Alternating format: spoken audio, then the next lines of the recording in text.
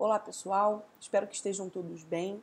Meu nome é Maria Eduarda, eu sou doutoranda do Programa de Pós-Graduação em Medicina Veterinária da Rural, sob orientação da professora Marta Fernanda, e eu estou fazendo meu estágio docência na disciplina de tópicos especiais em técnicas cirúrgicas. Esse é o nosso segundo encontro assíncrono e hoje eu gostaria de conversar um pouquinho com vocês sobre anatomia topográfica do abdômen. É uma aula introdutória de conceitos anatômicos para que a gente possa conversar melhor e entender melhor a nossa próxima aula síncrona, que será sobre celiotomia. Então, primeiramente, gostaria de relembrá-los o conceito de celiotomia, o que é celiotomia e por que é tão importante a gente estudar anatomia topográfica. Então, a celiotomia é o que vocês conseguem ver aqui, ó, é o acesso à cavidade abdominal. Celiotomia, o acesso à cavidade abdominal. Então, aqui a gente tem, né, um paciente que passou por um procedimento de celiotomia e o que vocês estão vendo aqui são as vísceras abdominais. Então, aqui, ó, cranial, a gente vê uma pontinha aqui do fígado, a gente vê o estômago, a gente vê um pouquinho aqui do omento maior, a gente consegue ver aqui as alças intestinais, né? Então, já foi feito o acesso, já foi feito a celiotomia. Esse procedimento de celiotomia, não só a celiotomia, como os outros tipos de acesso à cavidade abdominal que a gente vai ver na próxima aula, são muito comuns na nossa rotina clínico-cirúrgica. Por quê? Porque não tem como a gente acessar uma víscera abdominal sem a gente fazer um procedimento de celiotomia, né? E é super importante a gente conhecer a anatomia topográfica do abdômen, né? O abdômen ele é composto por que estruturas, por que musculaturas, por que fáscias musculares, quais são os planos que a gente vai precisar incisar e fazer uma síntese depois da celiotomia, aonde fica cada órgão na cavidade abdominal, né? A cavidade abdominal tem regiões, em que região fica cada órgão? Por quê? É claro que a gente não vai fazer o mesmo acesso, a mesma celiotomia para acessar o estômago e para acessar a bexiga, que está lá caudal. A gente nem está vendo aqui nessa celiotomia, a gente nem consegue enxergar a bexiga do paciente. Então é óbvio que não é o mesmo acesso.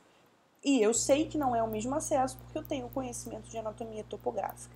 Por isso é tão importante. Para a gente escolher mais adequadamente a técnica que a gente vai fazer. É uma celiotomia longitudinal mediana? É uma paramediana? É uma laparotomia? É um acesso paracostal? O que é melhor eu fazer para que eu possa acessar determinada estrutura? E esse é o nosso objetivo na aula de hoje. Bom, além disso a gente quer, ó, como eu falei, o objetivo, acesso adequado à estrutura a ser abordada. Eu vou abordar o fígado, qual é o acesso que eu vou fazer? Como vai ser minha celiotomia? Quais são os planos que eu vou ter que incisar? Depois, quais são os planos que eu vou ter que suturar? Fora isso, não só o acesso, é o acesso com mínimo trauma. Porque só o acesso seria fácil. Pensem só, a gente poderia fazer sempre uma celiotomia lá do xifoide até o pubis, uma incisão imensa, né? Tem gente que costuma dizer grandes incisões, grandes cirurgiões. Mas isso não é verdade, né? Para que eu vou fazer uma incisão, às vezes de 20 centímetros, se eu quero acessar só a bexiga? Ou se eu quero acessar só o rim? Para que eu vou fazer todo esse trauma tecidual? Né? Então a gente não só quer acessar a estrutura adequada, como a gente quer acessar ela de forma a gerar menos trauma, né? Para que a cicatrização seja mais rápida, para que ela seja melhor. E aí, para isso, não tem como, a gente precisa relembrar de anatomia, tá? Então, vejam esse vídeo quantas vezes forem necessários. Se tiverem dúvida, a gente ainda tira as dúvidas. Eu sei que a anatomia é uma coisa que assusta, mas a gente vai tentar fazer isso de uma forma mais fácil. Então, a primeira coisa que eu preciso que vocês entendam, as regiões abdominais, né? Aqui a gente tem, ó, o abdômen do nosso paciente, aqui no caso é um cão. Esse cão aqui, ele tá em estação, né? E o que a gente está vendo é a região lateral aqui do abdômen dele, tá certo? E esse outro aqui também é um cão, que a gente está vendo aqui é a região ventral do abdômen, ele está em decúbito dorsal. Então a gente está vendo aqui a barriguinha dele, tá certo? Só para vocês se localizarem aí. E aí, as regiões abdominais, como que a gente vai delimitar essas regiões? Primeiro, a gente precisa definir algumas estruturas anatômicas e a gente precisa lembrar daqueles planos anatômicos da anatomia, tá bom? Então vamos comigo bem devagarinho. O primeiro plano que a gente vai traçar para definir as regiões abdominais é o plano transversal. Tá? Então, o plano transversal, quando a gente fala plano transversal, ele sempre vai dividir o nosso paciente em cranial e caudal, tá? É aquele plano que a gente traça que divide o paciente em cranial e caudal. Então, é esse plano aqui, ó, plano transversal. Então, nessa imagem tá aqui o plano transversal e nessa imagem tá aqui o plano transversal, tá certo? Duda, como você traçou esse plano? Que estrutura anatômica a gente usou? Muito simples, olha aqui, ó, última costela. Então, nosso primeiro plano transversal, a gente usou, né, a gente utilizou como referência anatômica o último par de costelas. Tá? E traçamos aqui um plano transversal, bem como aqui, ó, aqui o último par de costelas, e aí a gente traçou o plano transversal, tá? Percebam que é o mesmo plano, tá? Então, esse aqui e esse aqui são, né, planos transversais que a gente está vendo, só que o animal a gente está vendo a lateral do animal, o outro a gente está vendo a região dorsal, beleza? Esse é o nosso primeiro plano transversal. O segundo plano transversal é esse daqui, ó. Então, o plano transversal a gente vai usar como referência para esse segundo plano aqui, essa estrutura aqui, ó, a asa do ilho. Né? Então, vamos supor que a asa do ilho desse animal está aqui, ó, à direita e à esquerda. E aí a gente vai traçar o nosso segundo plano transversal, tá certo? Quando a gente faz isso, percebam que a gente divide o abdômen do nosso paciente numa região mais cranial, numa região mais média e numa região mais caudal. Bem como aqui, ó, mais cranial, mais média e mais caudal. Essas regiões, elas têm nome. Né? E qual é o nome? Região epigástrica é a região mais cranial, região mesogástrica é a região mais média e região hipogástrica é a região mais caudal. Beleza? Então, acabamos de dividir o abdômen em 3 regiões. Tá? Aqui a gente está vendo a mesma coisa. Ó. Região epigástrica, que é a mais cranial, região mesogástrica, que é a mais média, e a hipogástrica, que é a mais caudal. Beleza.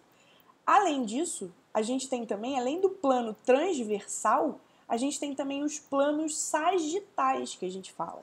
E quando a gente fala em plano sagital, a gente está falando sempre de dividir o nosso paciente de forma que ele tenha um lado direito e um lado esquerdo, tá? Então, a gente também vai traçar 2 planos sagitais, levando em consideração também a asa do ilho. A gente tem a asa do ilho direita e a esquerda. Logo, a gente vai ter, ó, um plano sagital direito e um plano sagital esquerdo, levando em consideração também a asa do ilho, tá certo? Então, esses amarelinhos aqui, ó, são os nossos planos sagitais. Percebam que eles vão subdividir a região epigástrica, mesogástrica e hipogástrica em 9 regiões, tá? Então, ao invés de 3 só, a gente vai ter 9. Então, a região epigástrica, ela foi dividida em 3 regiões, a mesogástrica em 3 regiões e a hipogástrica em 3 regiões, beleza? Essas regiões também têm nome. Então, vamos lá para o nome. O nome é sempre mais ou menos referente à estrutura anatômica que está mais próxima. Então, vamos pensar aqui, ó, essa região aqui, tá? Essa região mais central ali da região epigástrica. O que a gente tem aqui? A gente tem o xifoide, ó, olha nessa imagem aqui, ó, é o xifoide. Então, é muito fácil o nome dessa região. Essa região aqui é a região xifoide, beleza? Aqui, ó, na região mesogástrica, essa região mais central, a gente vê a cicatriz umbilical. Então, essa região ela é chamada de região umbilical. E aqui, por último, ó, mais caudal, na região hipogástrica, a gente tem o pubis. Né? Olhem aqui o pubis, que fica mais ou menos posicionado nessa localidade aqui. Então, essa região é a região púbica. Tá certo? Agora, vamos lá para as regiões mais laterais. Tá? Então, o que a gente tem aqui? Ó? Costela, né? Não tem costela aqui. Logo, essas regiões são as regiões paracostais. São as regiões que estão ali, ó, próximo sobre a costela. A gente pode chamar também essas regiões, vocês devem relembrar da anatomia, né, de regiões hipocondríacas, né, que estão sobre as costelas. Mas eu acho paracostal mais fácil. Então, a gente tem essas 2 regiões paracostais aqui, ó, paracostal direita e paracostal esquerda. Então, a região epigástrica, ela foi dividida em 3 regiões. as regiões paracostais e a região tifoidea, certo? Agora aqui, ó, as laterais aqui, ó, da região mesogástrica. O que a gente tem aqui nessas laterais? A gente tem essa prega aqui, ó. Todo cão tem uma prega aqui e uma prega aqui, ó. Essa prega a gente chama de prega do flanco. Então, essas regiões aqui, elas são chamadas de flanco. Flanco direito e flanco esquerdo. E aí, por último, ó, lá a região hipogástrica, nas regiões aqui laterais, ó, o que a gente tem isso daqui, ó? Aqui e aqui. A gente tem a virilha do nosso paciente, né? Mas virilha é um nome muito feio, não é um nome técnico. O nome técnico dessa região aqui é a região inguinal. Então, é a região inguinal direita e a região inguinal esquerda, tá certo? Então, aqui nós temos as nossas 9 subdivisões da região epigástrica, mesogástrica e hipogástrica. Acabou? Não. A gente ainda tem mais um plano. Na anatomia, a gente tem sempre 3 planos. Então, é o plano transversal, que foi o primeiro que a gente fez, o plano sagital, que é esse amarelinho, o segundo que a gente fez, e por último a gente tem o plano coronal, tá? Então o plano coronal, ele sempre divide o nosso paciente em dorsal e ventral, sempre, tá? Então aqui a gente vai traçar novamente o plano coronal primeiro, e nesse plano coronal, quem que a gente vai levar de referência anatômica? A asa do ilho. Tá? Então, a gente traça aqui ó, um plano na asa do ilho e a nossa segunda referência anatômica para o segundo plano coronal vai ser a região púbica, né? O pubis. Então, a gente vai fazer o nosso segundo plano coronal, que é esses 2 amarelinhos. E dessa forma, a gente subdivide novamente o abdômen em 3 áreas. Ó. 1, 2, 3. Então, é a região dorsal, a região média e a região ventral. Tá certo? Então, todas essas aí são as regiões abdominais. É importante que a gente conheça essas regiões abdominais para a gente entender aonde que as vísceras abdominais estão dispostas. Então, vamos lá. Ó. Aqui só para uma tabelinha, só para vocês terem uma referência, né? Mas todas as vezes que vocês forem trabalhar uma estrutura no abdômen, vocês precisam relembrar essa anatomia topográfica. Então, aqui é o que a gente consegue ver aqui, né? Região ventral do abdômen. Isso daqui não é uma celiotomia clássica, tá? Né? É uma visão mais anatômica mesmo. Isso daqui não é uma celiotomia. Celiotomia não é assim, né? Não dá essa visibilidade toda, mas só para vocês entenderem, o que a gente está vendo aqui é o abdômen, a região ventral do abdômen. Tá? Assim que a gente faz o nosso acesso à cavidade. Então, a gente vê aqui o fígado, o estômago, né? Aqui saindo da curvatura maior a gente tem o aumento, recoberto por esse aumento a gente tem todas as alças intestinais, aqui a gente tem o baço, aqui a gente tem a bexiga. Então cada órgão tem uma posição dentro da cavidade abdominal. Tá? Então vamos lá, ó. Na região epigástrica, que é aquela primeira região que a gente viu, né? A região mais cranial, na região epigástrica. Quais são os órgãos que tem na região epigástrica? O fígado, tá? Aqui o fígado, o estômago, o duodeno, o pâncreas, o baço, tá? Ah, Duda, mas é só na região epigástrica? Não, a gente precisa saber exatamente aonde na região epigástrica. Então, por exemplo, o fígado é na região epigástrica, mas em geral ele fica na região paracostal direita.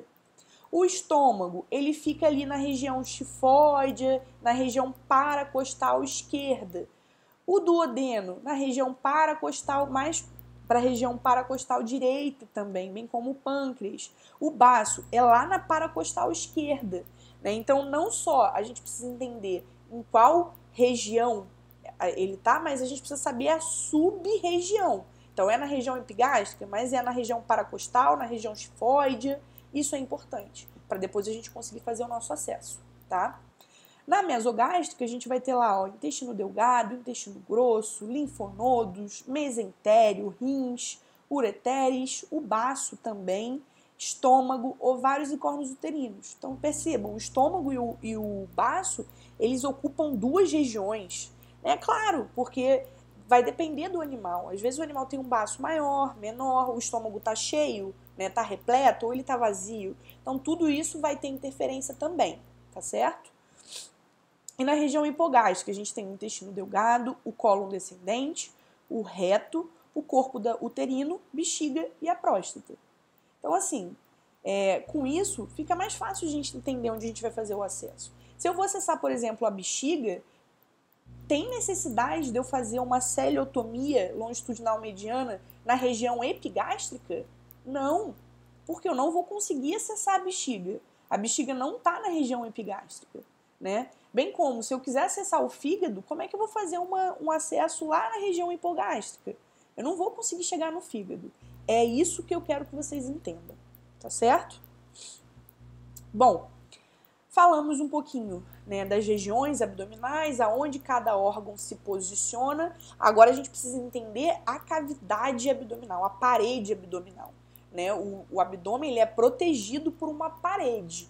Né? E essa parede é muito importante, é uma proteção muito importante. Pensem que o abdômen não tem costela, não tem nada ósseo para proteger. Então é importante que tenha uma musculatura muito forte para proteger o abdômen, porque ele não tem nenhuma outra proteção, é só musculatura. Beleza? Vamos lá, preciso que vocês relembrem alguns conceitos de anatomia, né, na parte de miologia, né, do estudo da musculatura, para vocês conseguirem entender alguns outros conceitos aí que a gente vai precisar trabalhar mais na frente. Então, ó, só para vocês relembrarem, o músculo, né, aqui a gente tem um músculo, ele é composto por uma série de fibras musculares, então a gente tem várias fibras musculares que se organizam e formam um músculo, tá certo? O músculo, ele é recoberto, tá, sempre, ele é recoberto por uma fáscia muscular, que é uma lâmina de tecido conjuntivo, fibroso. Essa lâmina, ela organiza o músculo. Então, vamos pensar, vamos fazer uma analogia aqui. É como se fosse um estojo, literalmente um estojo. Os lápis, as canetas que estão dentro do nosso estojo são as fibras musculares. E o estojo em si é a fáscia muscular, tá? Bom, a fáscia muscular, no músculo, ela sempre se prolonga até o final do músculo, então ela se prolonga até o final do músculo e aí ela se organiza lá no final do músculo para poder juntar, né, o músculo ao osso, que é o que a gente está vendo aqui, ó. O músculo, ele é preso, ele é fixo no osso. Quem faz essa fixação do músculo no osso é o tendão. O tendão nada mais é que um prolongamento da fáscia, pessoal. A fáscia, ela se prolonga, se junta, forma o tendão, que também é um tecido conjuntivo fibroso, um tecido conjuntivo fibroso mais denso, geralmente um tecido conjuntivo fibroso que tem esse formato arredondado, e vai unir o músculo ao osso. Isso é o tendão, tá certo? E a aponeurose? O que é a aponeurose? A aponeurose é muito parecida com o tendão, é a mesma coisa. A aponeurose é um prolongamento da fáscia muscular, mas em músculos que são planos. Então esse músculo aqui não é um músculo plano, ele é um músculo que tem um formato fusiforme. Então quando as fáscias se prolongam, elas formam o tendão que tem esse formato mais arredondado. Agora pensem no músculo que é plano. Quando a fáscia finalizar, o tendão, que não é o tendão, né, a aponeurose, ela vai ser plana. Então, a aponeurose também é um tecido conjuntivo fibroso, é o prolongamento da face, mas tem um formato mais plano e a aponeurose não necessariamente conecta o músculo ao osso, tá? Então, essa é a diferença de tendão e aponeurose. O que a gente tem na cavidade abdominal, na parede abdominal, é aponeurose, não é tendão, mas é muito parecido. A constituição é a mesma, o que difere é o formato e o que conecta. Então, no caso da aponeurose aqui da cavidade da parede abdominal, ela conecta músculos, né? Ela conecta dois músculos, ela não conecta um músculo ao osso. É uma aponeurose que é muito clássica, é super clássica, essa aponeurose aqui, ó, bem esbranquiçada, essa parte mais esbranquiçada é a aponeurose abdominal, tá certo? E aqui a gente já tem demonstrado aqui nesse esquema alguns músculos que eu gostaria que vocês relembrassem, tá? Então a gente tem aqui, ó, aqui a gente tem a aponeurose. Se a gente tirar a aponeurose, se a gente remover a aponeurose, logo abaixo dela, a gente vai ter então essa musculatura aqui, ó. Essa musculatura ela vai lá do xifoide até a região púbica. Né? Ela tem fibras, né, nesse sentido, tá? No sentido crânio-caudal. E ela forma esses gominhos aqui. né? É essa a musculatura que quando a gente faz academia, a gente fica com o abdômen tanquinho. Então, é o músculo reto abdominal, tá certo? Esse é o nome dessa musculatura, tá certo? Mas aqui para a lateral, percebam que existe um outro músculo com fibras em sentido diferente do reto abdominal. Esse músculo aqui é o músculo oblíquo abdominal externo, beleza? E aí, se a gente rebater essas musculaturas, se a gente rebater aqui, ó, o músculo oblíquo abdominal externo, a gente vai ver esse músculo aqui, que é o músculo oblíquo abdominal interno, que já é outro músculo com fibras em sentido diferente. E por último, se a gente retirar aqui, ó, o oblíquo abdominal interno, a gente vai ver lá mais internamente, a gente vai ver o músculo transverso do abdômen, tá certo? Vamos ver como é que isso funciona na nossa peça anatômica, tá? Para vocês entenderem melhor. Então, primeiramente, estão vendo essa parte bem branquinha, né? Muito branquinha, tem esse aspecto mais esbranquiçado, parece uma folha, né? Essa folha é o que a gente chama de bainha do músculo reto abdominal, folheto externo. Então, é o folheto mais externo da bainha do músculo reto abdominal. Isso daqui, pessoal, nada mais é que a aponeurose. Essa aponeurose aqui, ela é formada pelo prolongamento da fáscia das musculaturas que formam o abdômen. E aí elas vão formar uma aponeurose que a gente chama de bainha do músculo reto abdominal, folheto externo. Esse daqui é o folheto externo porque é mais externo. Aqui, bem centralizada, aqui tá na região mediana, aqui a gente tem a linha alba, que a linha alba nada mais é que o encontro de todas essas aponeuroses, ó, a aponeurose do lado direito e a aponeurose do lado esquerdo se encontram na linha alba, é o encontro das aponeuroses, tá? Então, essa linhazinha mais central. Aqui nas laterais, ou na região mais do flanco, aqui, ó, de um lado e do outro, a gente tem uma outra musculatura que tem um sentido de fibras diferente, que é o músculo oblíquo abdominal externo, beleza? E agora, o que aconteceu aqui? Então, o que aconteceu aqui é que desse lado esquerdo aqui, ó, foi removido o folheto externo da bainha do músculo reto abdominal. Então, o que a gente está vendo é literalmente o músculo reto abdominal. Olha aqui, ó, a cor, é cor de músculo, né? E tem essa disposição crânio-caudal das fibras, tem essas linhas tendinhas aqui que formam os gominhos, né? Aqueles gominhos do abdômen. Então, esse é um músculo reto abdominal. E aqui, ó, o músculo oblíquo abdominal externo, ele foi rebatido, tá? E o que a gente está vendo aqui é o músculo oblíquo abdominal interno. Tem fibras musculares já em sentidos totalmente diferentes. Bom, o que aconteceu aqui? A gente continua vendo aqui, ó, o músculo reto abdominal, tá? Ó, músculo reto abdominal. Mas além disso, o músculo oblíquo abdominal interno, ele foi rebatido. E o que a gente está vendo aqui, ó, é um grupamento muscular que tem fibras exatamente transversais ao músculo reto abdominal. O sentido da fibra é totalmente transversal. Por isso que a gente chama esse músculo de músculo transverso do abdômen, tá? Então é a musculatura mais interna dessa região mais lateral, mais do flanco ali do abdômen. O que a gente está vendo aqui? Então, ó, aqui, estão vendo que foi retirado o músculo reto abdominal. O músculo mesmo, aquelas fibras musculares, elas foram retiradas. E o que a gente está vendo também parece uma folha, né? Tem um formato tem uma coloração esbranquiçada. Essa folha é o folheto interno da bainha do músculo reto abdominal. Esse folheto também é uma aponeurose das fáscias musculares das musculaturas que compõem a parede abdominal. Também conseguimos ver a linha alba. A linha alba, novamente, ela é o encontro dessas aponeuroses, do lado esquerdo e do lado direito, se encontram na linha alba. Então, a linha alba é uma linha, literalmente, de tecido conjuntivo que vai lá do xifoide até o púbis. Nessa linha, nesse ponto, a gente não tem nada de músculo. É só tecido conjuntivo fibroso, tá? É só encontro de aponeurose. não tem musculatura. Continuamos vendo aqui, ó, o músculo transverso do abdômen, tá certo? E aqui, simplesmente aqui, a gente adentrou a cavidade abdominal. Por quê? Porque essa porção aqui, essa visualização aqui é a última visualização que a gente tem antes da gente adentrar a cavidade abdominal. Então, o último tecido que a gente vai, por exemplo, incisar para adentrar a cavidade abdominal, se a gente fizer um acesso aqui, ó, exatamente nesse ponto que eu estou falando para vocês, é o folheto externo da bainha do músculo reto abdominal. Tá? Se a gente for fazer, por exemplo, um acesso exatamente aqui, ó, próximo do músculo transverso, a última estrutura que a gente vai incisar vai ser o músculo transverso.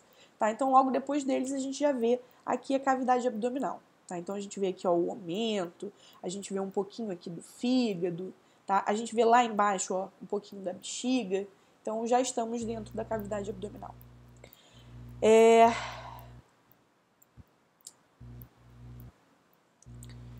O que eu gostaria de reforçar com vocês é essa questão do folheto externo da bainha do reto abdominal, do folheto interno, das fáscias, das aponeuroses.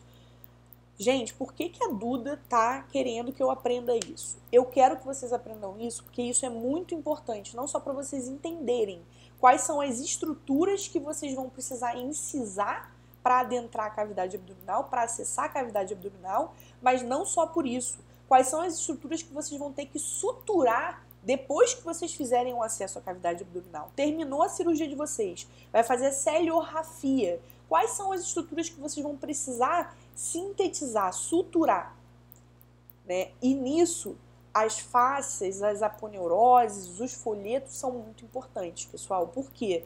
Quando a gente faz uma sutura da parede abdominal, é importante a gente sempre englobar na nossa sutura o tecido conjuntivo fibroso, a fáscia ou então o folheto abdominal externo ou interno do reto abdominal, a aponeurose. É importante a gente englobar esse tecido conjuntivo, porque é ele que dá sustentação para a nossa sutura.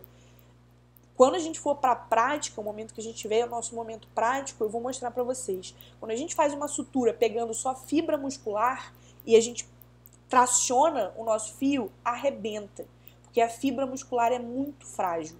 O que dá sustentação, né, de forma que a gente passe o nosso fio e não arrebente esse fio, é o tecido conjuntivo. São as fáscias, as aponeuroses, né, e por isso que eu preciso que vocês entendam como isso funciona na formação aí da nossa parede abdominal.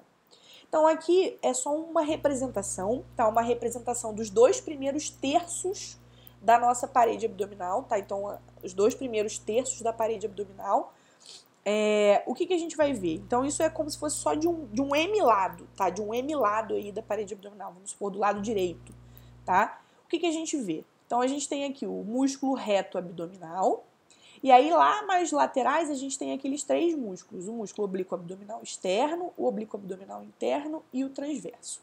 Pensem que aqui, ó, é dentro da cavidade abdominal, é o lúmen da cavidade abdominal. E aqui é a região externa, tá? Outra coisa que eu quero que vocês percebam, notem que cada músculo desse tem uma coloração ao redor. Essa coloração é a fáscia do músculo. Então, esse aqui é o reto abdominal, esse amarelinho é a fáscia do músculo reto abdominal. Aqui, ó, o oblíquo externo é vermelhinho. Então, o vermelhinho é a fáscia do músculo oblíquo externo. Verde, a fáscia do músculo oblíquo abdominal interno.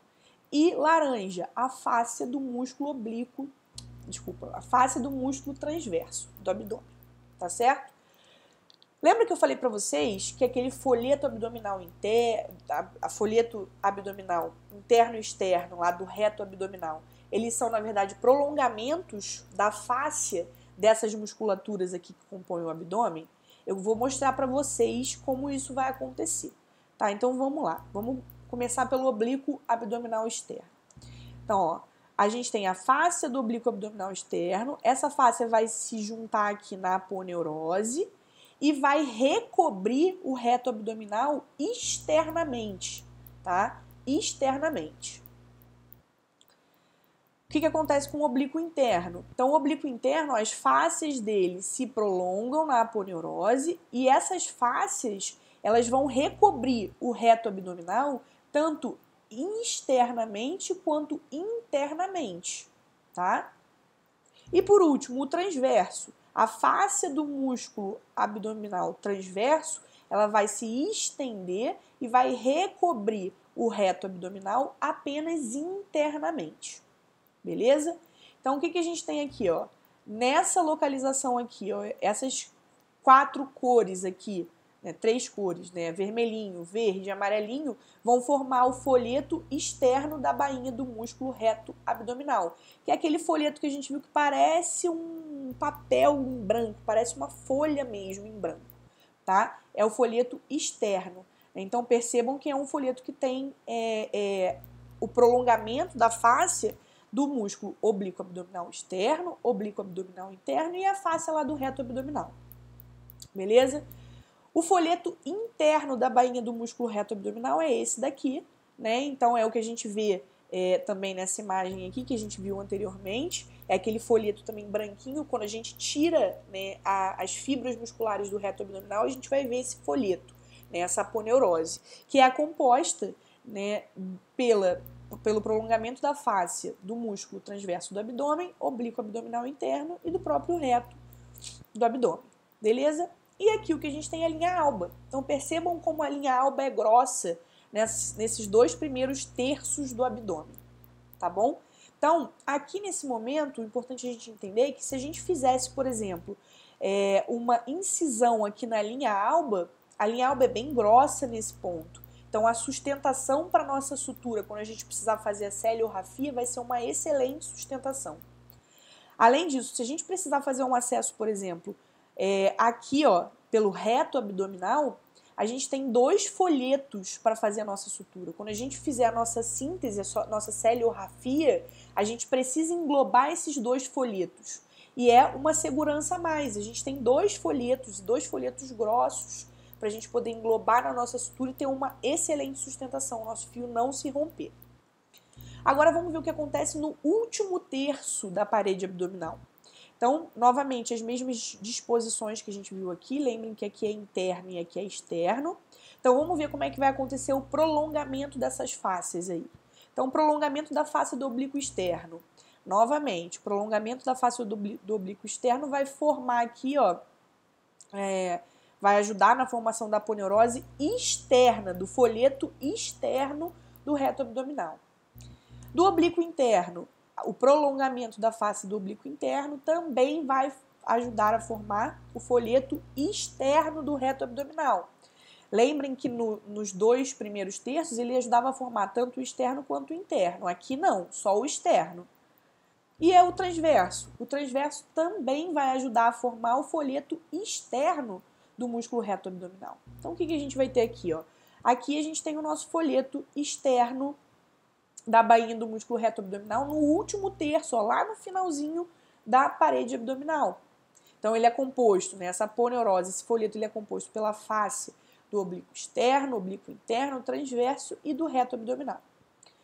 Aqui a gente tem a linha alba. Percebam, a linha alba ela é mais fina, né? Então, quando a gente fizer um acesso na linha alba, nesse último terço da parede abdominal, a gente tem que entender que a linha alba é mais fina, né? Então, aquela sustentação para a nossa sutura existe, óbvio, porque é um tecido conjuntivo, mas é mais fininho.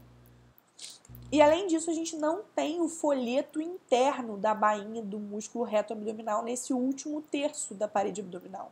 E qual é a importância disso? A importância disso é que se a gente fizer um acesso aqui sobre o músculo reto abdominal, a gente tem que pegar, com certeza, vocês têm que ter a plena certeza que vocês englobaram na sutura de vocês esse folheto externo aqui do músculo reto abdominal, porque só tem ele. Se vocês não pegarem esse folheto, vocês não vão pegar o interno, porque não tem o interno, e aí existe a chance da sutura de vocês ter uma decência, de vocês terem uma complicação em virtude disso, tá? Então, a importância disso tudo é justamente para a gente saber o que a gente vai incisar e o que a gente precisa suturar. E sempre lembrando, pessoal, a gente tem que sempre englobar nas nossas suturas, na nossa síntese da parede abdominal, a gente tem que englobar as faces, a aponeurose, os folhetos, tá? Porque são eles que vão dar sustentação. É o tecido conjuntivo que sustenta a nossa sutura, não é o músculo. O músculo, por si só, ele é frágil, ele arrebenta,